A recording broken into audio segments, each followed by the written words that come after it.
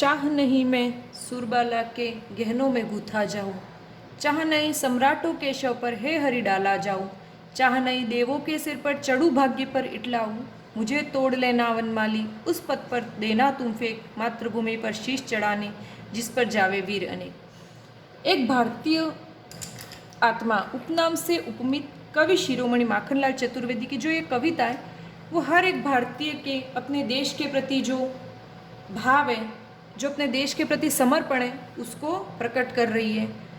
हमारे देश के प्रति हमारा प्रेम होता है, देशभक्ति होती है, वो दिखाई देने वाली चीज़ नहीं है, लेकिन वो हर व्यक्ति महसूस करता है। हम जिन भावों को महसूस करते हैं, जिनको छू या देख नहीं सकते, लेकिन वो उन्हें अपनी आत्मा हमारे मन के द्वारा, मन की आँखों से हम महसूस करते हैं, उनको अनुभव करते हैं। ऐसी सभी भावनाओं के लिए भाववाचक संज्ञा आज हम पढ़ने जा रहे हैं। तो ऐसे सभी जितनी भी भावनाएं हमारे जीवन में जुड़ी है वो सभी भाववाचक संज्ञा के अंतर्गत आएंगी। तो चलो बिल्कुल भी देरी ना करते हुए आज हम हमारे संज्ञा का जो तीसरा और मुख्य भाग है भाववाचक संज्ञा वो पढ़ते हैं। फटाफट टॉपिक डाल दीजिए, भाववाचक संज्ञा।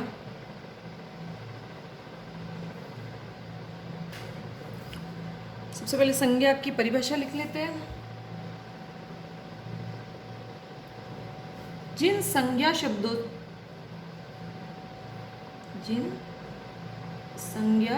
से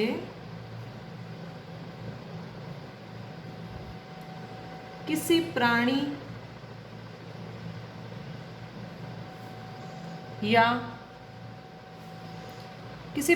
या वस्तु की, जरूरी नहीं सिर्फ प्राणी ना, किसी प्राणी या वस्तु की स्थिति, भाव, अवस्था, दशा या गुण दोष भी इसी में आ जाएंगे, या गुण दोषों का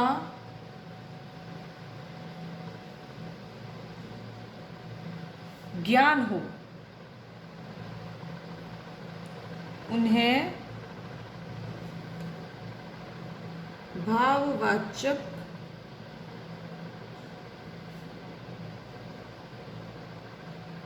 संज्ञा शब्द कहते हैं।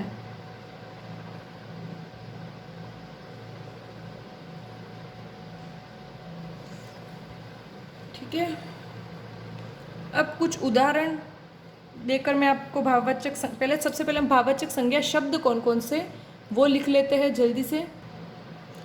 तो भाववाचक संज्ञा शब्द जिनसे कि भाववाचक संज्ञा की पहचान होती है वो मित्रता, शत्रुता, प्रेम, घृणा, वीरता, कायरता, दया, लालच, हार, जीत, गर्मी, ठंड, हंसी, रोना, हर्ष, हीनता, जीवन, बुढ़ापा, बचपन, जवानी, अच्छाई, कमज़ोरी, ताकत इत्यादि सारी जिन चीज़ों को कभी भी कोई भी वाक्य पढ़ना, उस वाक्य को पढ़ करके आप देखना कि आप उस चीज़ को, उस शब्द को महसूस कर सकते हैं या देख या छू भी सकते हैं। यदि आप मात्र उस शब्द को महसूस कर सकते हैं, उस भाव को, तो भाववाचक संज्ञा होगी। कुछ उदाहरणों से हम स्पष्ट हो जाएगा ये। चलो तो उदाहरण नंबर पहला लिखते हैं हम।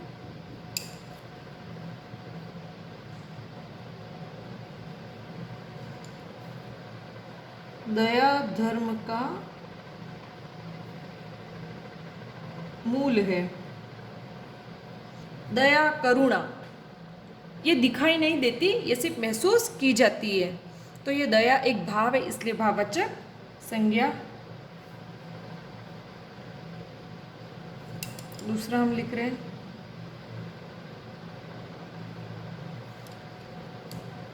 थकान के कारण वह नीचे ही सो गया।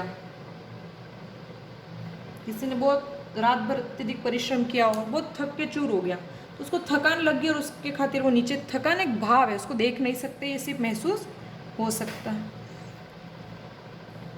अगला लालच बुरी बलाएं। लालच एक विकृति है, एक बुराई है जिसे हम देख नहीं सकते, सिर्फ महसूस कर सकते हैं। आज गर्मी ज़्यादा है।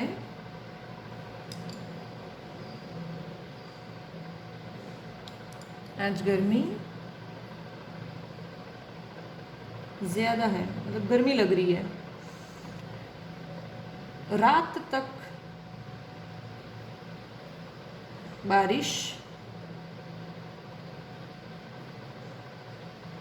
ज़रूर होगी। आज गर्मी इतनी ज़्यादा लग रहा है कि रात तक बारिश ज़रूर होगी।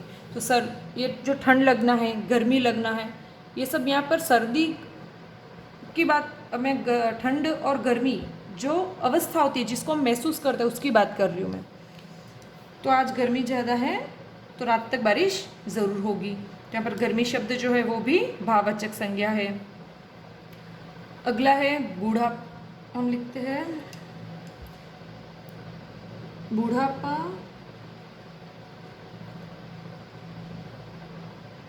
जीवन का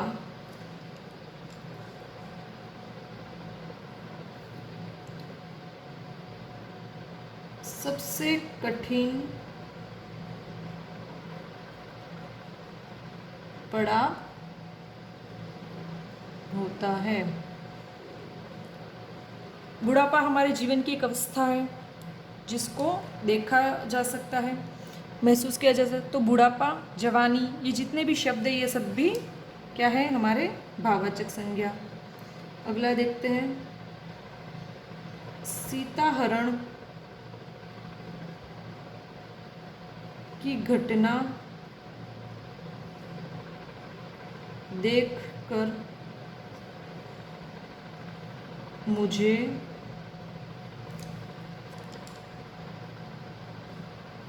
रोना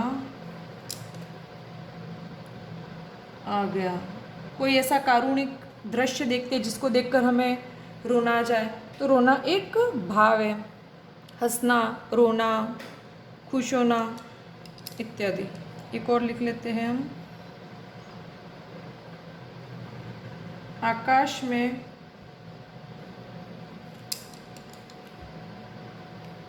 लालिमा छाई है। सुबह सुबह आप देखते हो कि पूरे आसमान में एक लालिमा छाई रहती है जो हमारे मन को बहुत ही प्रसन्न करती है। तो लालिमा शब्द भी कैसा है, भाववाचक संज्ञा शब्द है। और भी हम अनेकों उदाहरण ले सकते हैं, जैसे कि हम कह सकते हैं कि वह हार कर भी जीत गया। तो यहाँ पर हारना और जीतना दो क्रियाएं हैं, लेकिन ये दोनों भाववाचक संज्ञा है। यही इन सभी उदाहरणों के माध्यम से आपको भाववाचक संज्ञा स्पष्ट हो चुकी होगी। फिर भी यदि आपको किसी प्रश्न में या किसी शब्द में कोई परेशानी है तो आप पुनः मुझे कमेंट बॉक्स में अपना प्रश्न पूछ सकते हैं। मैं निश्चित रूप से आपके प्रश्नों का उत्तर देने का प्रयास करूंगी। आज का टॉपिक यहीं समाप्त होता है। कल हम पुनः बाकी की दो संज्ञाएं, द्रव्यवाचक और समूहवाचक पढ़ेंगे। तब तक के लिए मैं आपसे विदा लेती हूँ। धन्यवाद।